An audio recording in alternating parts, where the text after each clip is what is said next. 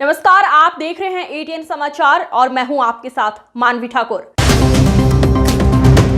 उत्तर प्रदेश सरकार द्वारा 2026 में जारी किए गए बजट को लेकर प्रभारी मंत्री नरेंद्र कश्यप मैनपुरी पहुंचे, जहां उन्होंने जिला अधिकारी साथ साथ विभागीय अधिकारियों एवं कर्मचारियों के बीच जनहित में लाभकारी योजनाओं को सुचारू रूप से चलाने एवं प्रदेश में और अन्य 15 संचालित की जाने वाली योजनाओं के बारे में अवगत कराया और उन्हें संचालित करने पर विशेष जोर भी दिया गया।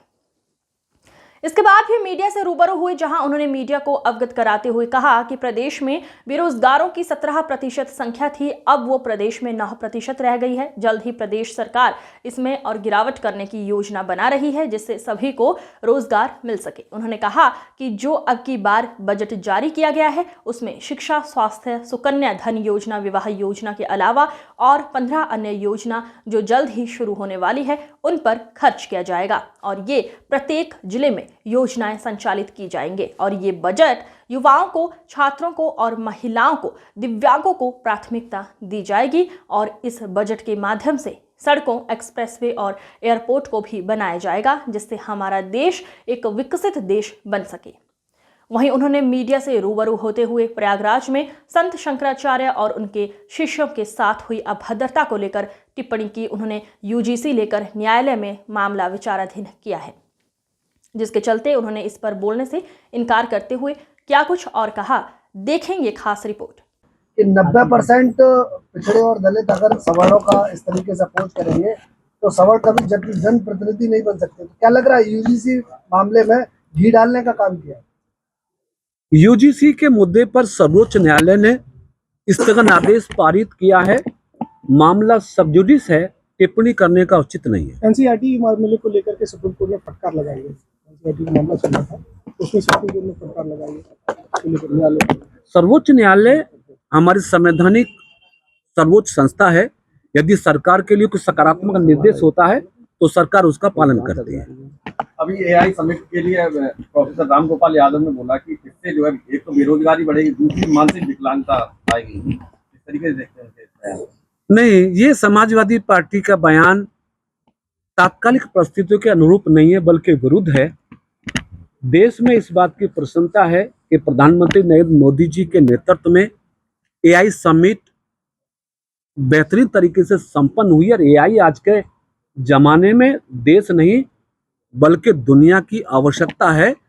आपने देखा होगा कि हमारी केंद्र की सरकार के मार्गदर्शन में डिजिटल पेमेंट पर एक शुरुआत की और जिसका परिणाम ये है कि विश्व में हमारा भारत डिजिटली पेमेंट करने पे दुनिया में नंबर 1 पे है।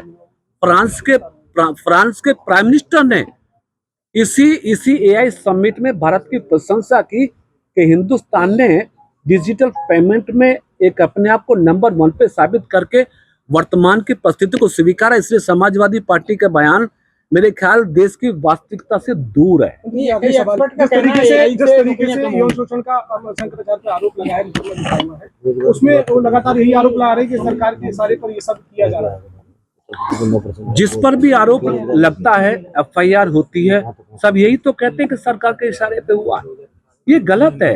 एफआईआर हुई है, कोर्ट में जाना है, मामला न्यायालय देखेगा सही है या गलत है, ये हमको थोड़ा ही तय करना। सर, तो जांच अधिकारी है एफआईआर में, वो उनके साथ केक काटते दिखाई दे रहे हैं, फोटो वायरल किया है।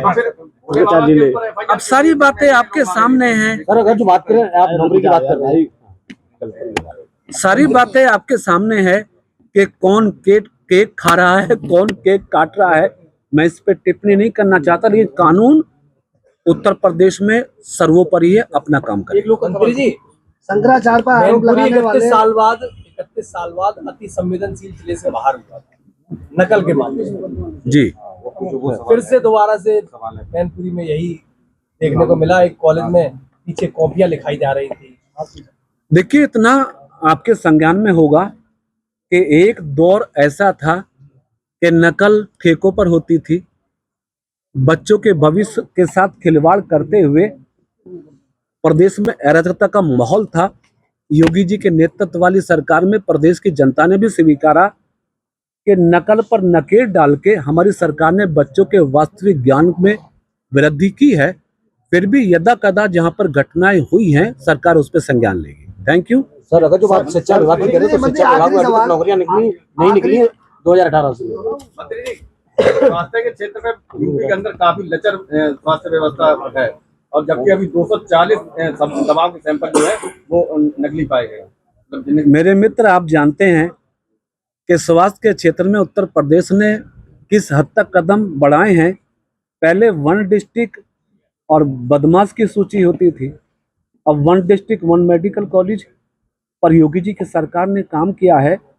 फिर भी स्वास्थ्य का एक ऐसा विभाग है कि इसमें चुनौतियां रहती हैं, लेकिन सरकार संवेदनशील है, हर चुनौती का सामना करने में सक्षम है।